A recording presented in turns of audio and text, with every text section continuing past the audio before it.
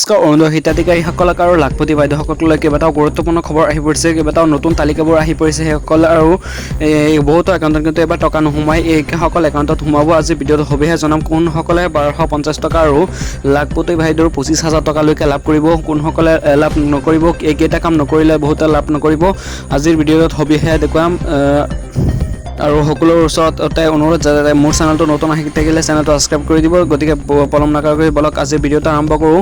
প্ৰথমে অৰুণোদয় আঁচনিৰ টকাবোৰ কেতিয়া সোমাব। অৰুণোদয় আঁচনিৰ টকাবোৰ প্ৰথম বিত্তমন্ত্ৰী আৰু অসমৰ মুখ্যমন্ত্ৰী হিমন্ত বিশ্ব শৰ্মাই ঘোষণা কৰিছে যে 1 আগষ্টৰ পৰা, অৰ্থাৎ 1 আগষ্ট নহয়, বৰ্তমান 1 আগষ্টৰ পৰা নহয়, 3 আগষ্টৰ পৰাহে 1250 টকালৈকে লাভ কৰিব। যিসকলে মানে আগতে 9,000 টকাকৈ লাভ কৰিছিল আৰু যিসকলে 9,000 টকাটো লাভ কৰা নাই, তেখেতসকলে 1250 টকাটো মাহেকত নাপাব, অৰ্থাৎ 3 আগষ্টৰ পৰা নাপাব। আৰু যিসকলে বেংক একাউণ্টৰ সৈতে ডিবিটিৰ অৰ্থাৎ লিংক কৰা নাই, তেখেতসকলৰ একাউণ্টত টকাবোৰ নোসোমায়। যদি আপোনাৰ একাউণ্টত এতিয়ালৈকে ডিবিটি লিংক হোৱা নাই, তেন্তে আপুনি শীঘ্ৰেই গৈ বেংক একাউণ্টৰ সৈতে যোগাযোগ কৰি আপুনি আপোনাৰ বেংকত ডিবিটি লিংকটো কৰাই লওক, নহ'লে অন্যথা আপোনাৰ অৰুণোদয় আঁচনিৰ পৰা বঞ্চিত হ'ব। আৰু বহুতে প্ৰশ্ন কৰিছে যে নতুনকৈ অৰুণোদয় আঁচনিৰ হিতাধিকাৰীসকলৰ নামবোৰ উঠোৱা হ'বনে বা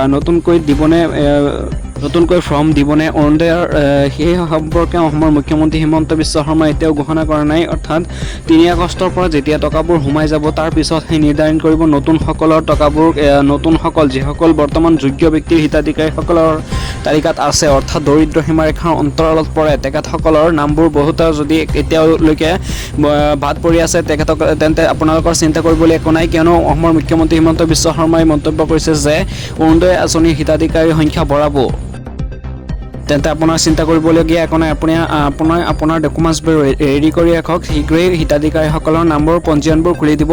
যদি লাখপতি বাইদেউৰ কথা কওঁ, তেন্তে অসমৰ মুখ্যমন্ত্ৰী হিমন্ত বিশ্ব শৰ্মাই শেহতীয়াকৈ কৈছে যে বহুতকেইটা ডিষ্ট্ৰিক্টত ইতিমধ্যে লাখপতি বাইদেউসকলৰ টকাবোৰ সোমাই গৈছে আৰু বহুতকেইটা ডিষ্ট্ৰিক্টত এতিয়ালৈকে সোমোৱা নাই। যদি সোমোৱা নাই, তেন্তে আপুনি এইকেইটা কাম কৰি লওক। নতুন বাজেট অনুসৰি যিহেতু বহুত অৰুণোদয়ৰ টকাবোৰ সোমাব, লগতে আপোনাৰ লাখপতি বাইদেউৰ টকাবোৰ সোমাব। লাখপতি বাইদেউৰ টকাবোৰ সোমাবলৈ হ'লে আপোনাৰ গাঁৱত বা আপোনাৰ যিখন মানে গ্ৰাম্য সখীৰ ভাগ্য আছে, গ্ৰাম্য জীৱিকা সখী ভাগ্য আছে, সেইসকলে হাতত লিষ্টবোৰ আহি পৰিছে লাখপতি বাইদেউৰ। যদি আপুনি এতিয়ালৈকে লাখপতি বাইদেউৰ ধনবোৰ পোৱা নাই, তেন্তে আপুনি এতিয়া সাজু হওক, কিয়নো আপোনাৰ অঞ্চলত বা আপোনাৰ পঞ্চায়তত বা আপোনাৰ যিকোনো সমষ্টিত মিটিং পাতিব। অসমৰ মুখ্যমন্ত্ৰী হিমন্ত বিশ্ব শৰ্মাই মিটিং পাতি বা যিকোনো তাৰ MLA বা মন্ত্ৰীসকলক মাতি আপোনাৰ যিটো লাখপতি বাইদেউৰ চেকটো আছে সেয়া বিতৰণ কৰিব। আপুনি মেখেলা চাদৰ বা যিকোনো অসমীয়া সাংস্কৃতিক সাজপাৰবোৰ পৰিধান কৰিহে আপুনি 25,000 টকা চেকটো ল'ব পাৰিব। আৰু যিসকলে যিসকলে য়োগা প্ৰতিদ্বন্দ্বী কৰা নাই, অৰ্থাৎ যিসকলে মানে প্ৰেক্টিছ অৰ্থাৎ ট্ৰেইনিং কৰা নাছিলে, অৰ্থাৎ যিবোৰ শৰীৰৰ ব্যায়াম আছিল সেইবোৰ কৰা নাছিল, অৰ্থাৎ তেখেতসকলৰ যিবোৰ ফটো উঠুৱাই দিয়া নাই, তেন্তে তেখেতসকলৰ একাউণ্টত টকাবোৰ নোসোমাব, কিয়নো ভেৰিফিকেশ্যন আহিছে। অৰ্থাৎ গ্ৰাম্য জীৱিকা বাইদেউসকলে আপোনাৰ ভেৰিফিকেশ্যনটো কৰিব।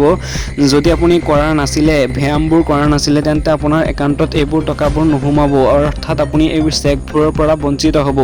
আৰু বিশেষকৈ যিসকলৰ সন্তান 2 বা 3টা আছে, 2টাতকৈ অধিক আছে, তেন্তে তেখেতসকলৰ একাউণ্টত এই লাখপতি বাইদেউৰ ধনবোৰ নোসোমায়। লাখপতি বাইদেউৰ ধনবোৰ সোমাবলৈ হ'লে তেখেতসকলৰ সন্তান কমচে কম 2টাতকৈ কম থাকিব লাগিব, সৰ্বোচ্চ 2টা, অৰ্থাৎ সৰ্বনিম্ন এটা হ'লেও হ'ব, আৰু যদি নাই তেন্তেও পাব। আৰু মুঠাৰ ওপৰত 2টাতকৈ অধিক সন্তান হ'লে এই লাখপতি বাইদেউৰ ধনবোৰ অৰ্থাৎ আঁচনিৰ পৰা বঞ্চিত হ'ব।